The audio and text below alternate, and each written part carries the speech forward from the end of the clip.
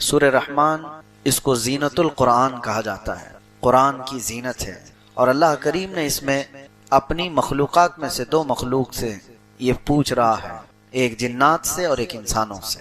فَبِأَيِّ آلَاءِ رَبِّكُمَا تُكَذِّبَانِ، مشہور و معروف آیت ہے جو کنٹینیو کئی مرتبہ ریپیٹ ہوئی ہے اس سورے میں، اور اللہ تعالیٰ فرماتا ہے اے جنات اور اے انسانوں، تم میری کون کون سی نعمتوں کو جھٹلاؤ گے۔ تو اس سے پتہ چلتا ہے کہ اللہ تبارک و تعالیٰ نے جنات کو بھی مخاطب فرمایا، تو وہ بھی مکلف ان تمام چیزوں کے ہیں، نعمتوں کی ناشکری نہ کریں، اللہ کی عبادت کریں، ان کے احکامات جیسے ہیں وہ اس مخلوق کو معلوم۔ لیکن اللہ تبارک و تعالیٰ نے سورہ رحمان میں جہاں جہاں یہ آیت بیان فرمائی، دونوں سے مخاطب کیا، انسانوں سے بھی اور جنات سے بھی۔ جنات ہمارے سے بھی زیادہ نافرمان گزرے ہیں، اور انسانوں کی پیدائش سے پہلے جنات کو اس زمین پر بھیجا گیا تھا۔ روایات یہ بتاتی ہیں، اور اسی وجہ سے فرشتوں نے جو اللہ تعالیٰ سے یہ پوچھا تھا کہ کیا تو ایسے کو اپنا خلیفہ بنائے گا جو زمین پر جا کر قتل اور خون ریزی کرے گا، فساد مچائے گا؟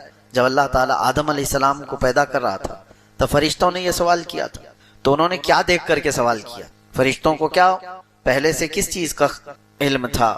انسان تو ابھی روئے زمین پر آیا بھی نہیں، اس سے پہلے فرشتے کہہ رہے ہیں ایسے کو تو بنائے گا جو زمین پر جا کر فساد مچائے گا۔ تو روایات یہ بتاتی ہیں کہ فرشتے اس بات پر قیاس کر رہے تھے، اس سے پہلے بھی ایک مخلوق آئی، وہ جنات تھے، اور ان کو روئے زمین پر جب بھیجا گیا تو انہوں نے بڑا قتل اور خون ریزی مچائی، بہت فساد کیا اس روئے زمین پر، اور جنات کی تعداد انسانوں سے بھی 10 گنا زیادہ۔ بعد میں پھر ان کو سب کو اس روئے زمین سے بھگا دیا گیا جزیروں کی طرف، اور روئے زمین کو خالی کر دیا گیا انسان کے لیے۔ اور آج الحمدللہ آپ صحیح سلامت جی رہے ہیں اس روئے زمین پر کہ جنات کو پہلے سے ہٹایا گیا۔ پھر بھی کچھ لوگوں میں آ جاتے ہیں جنات، کچھ کے تو ریئل ہوتے ہیں اور کچھ کے ناٹک ہوتے ہیں۔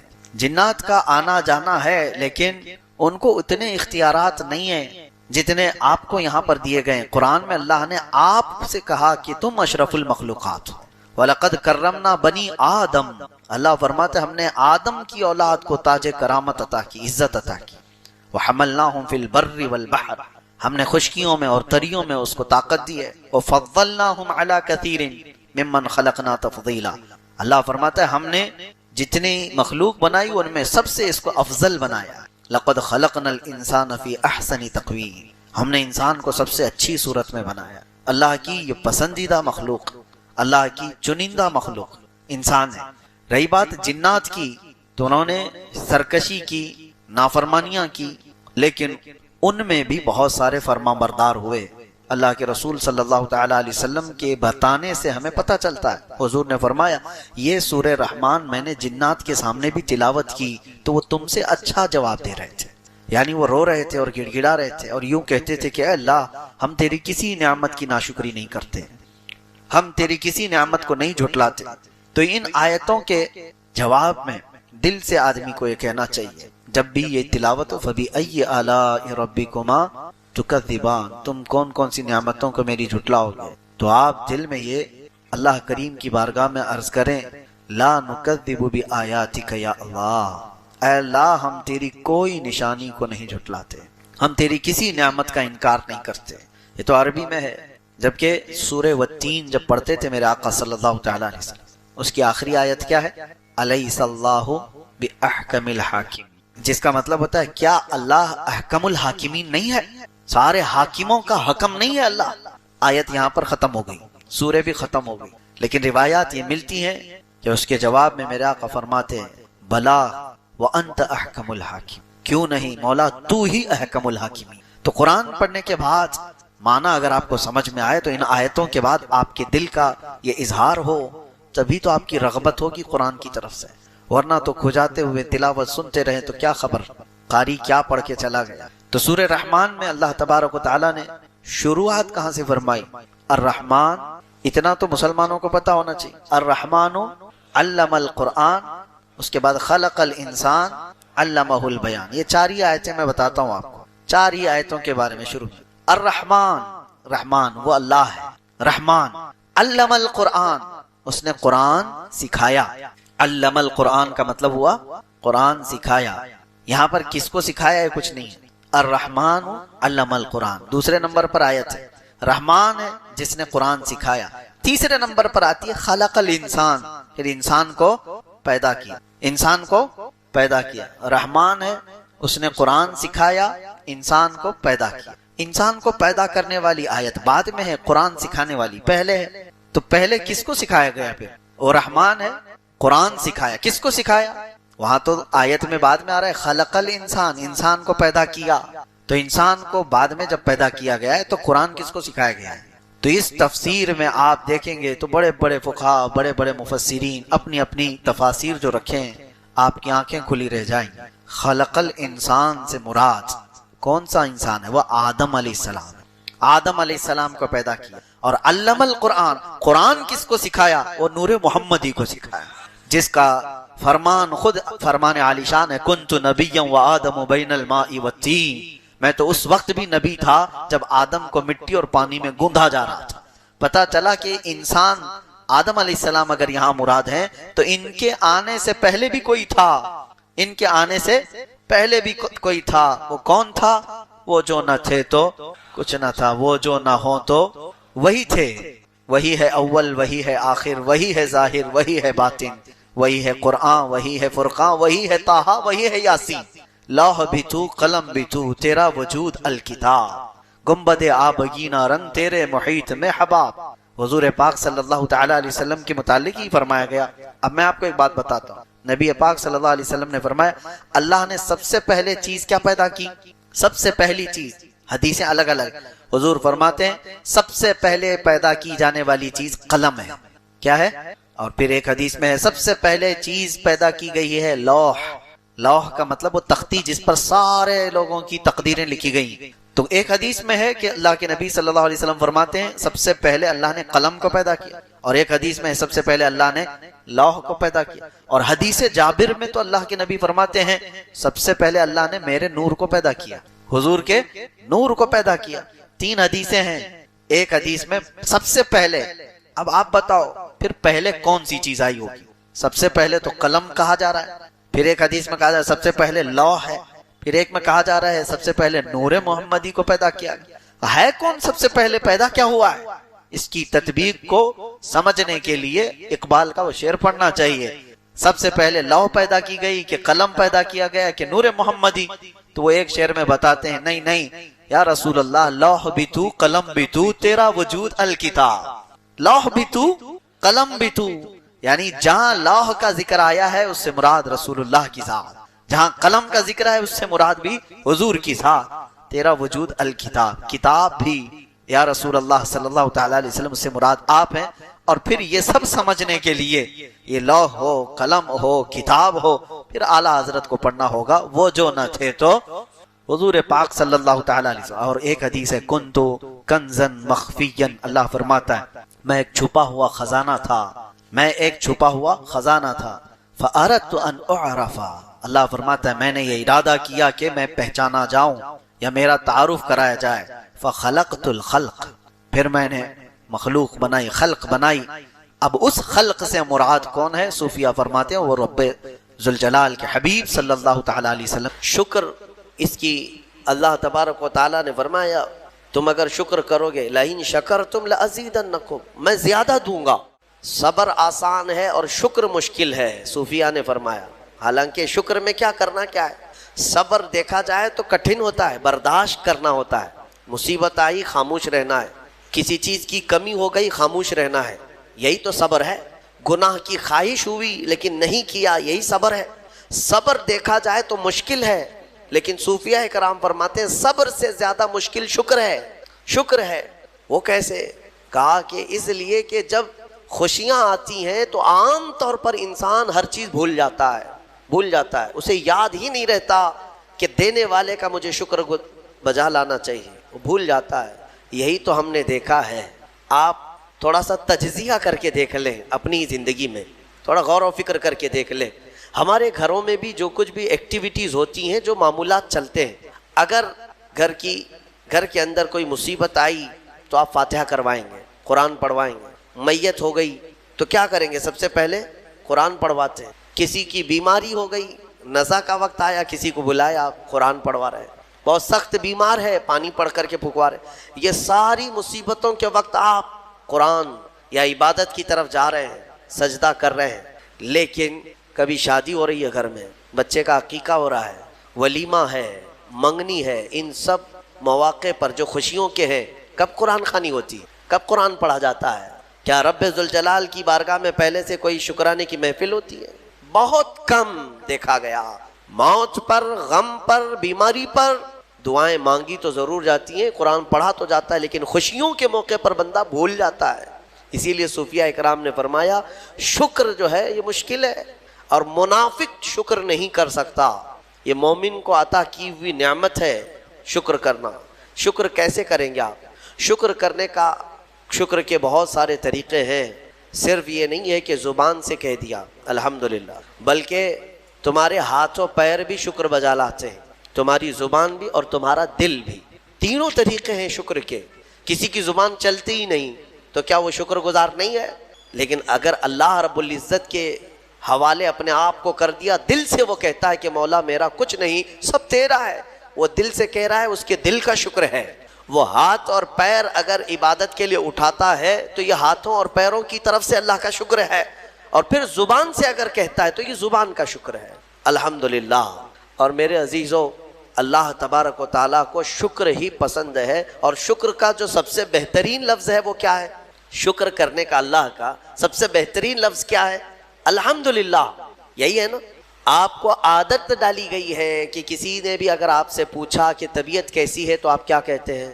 الحمدللہ۔ چاہے سر درد ہو ہی رہا ہو لیکن آپ کہتے ہیں الحمدللہ۔ یہ شکر کرنے کا سب سے بہترین لفظ کیا ہے؟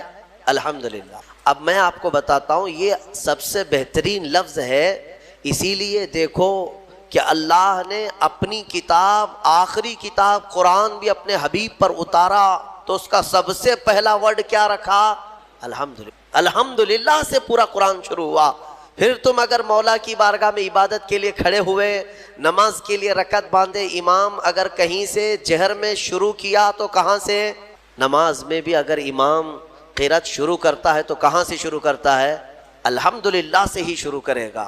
میرے عزیزو، اتنا ہی نہیں بلکہ روایتیں ملتی ہیں کہ آدم علیہ السلام کو جب پیدا کیا گیا اور ان کے جسم میں روح ڈالی گئی، آپ کو چھینک آئی، سب سے پہلے آپ کی زبان سے نکلا الحمدللہ۔ اس سے اندازہ کرو کہ میرا مولا شکر پسند کرتا ہے، شکر پسند کرتا ہے۔ اسی لیے 30 سے زیادہ مرتبہ تم سے پوچھ رہا ہے مولا کون کون سی نعمتوں کو جھٹلاؤ گے؟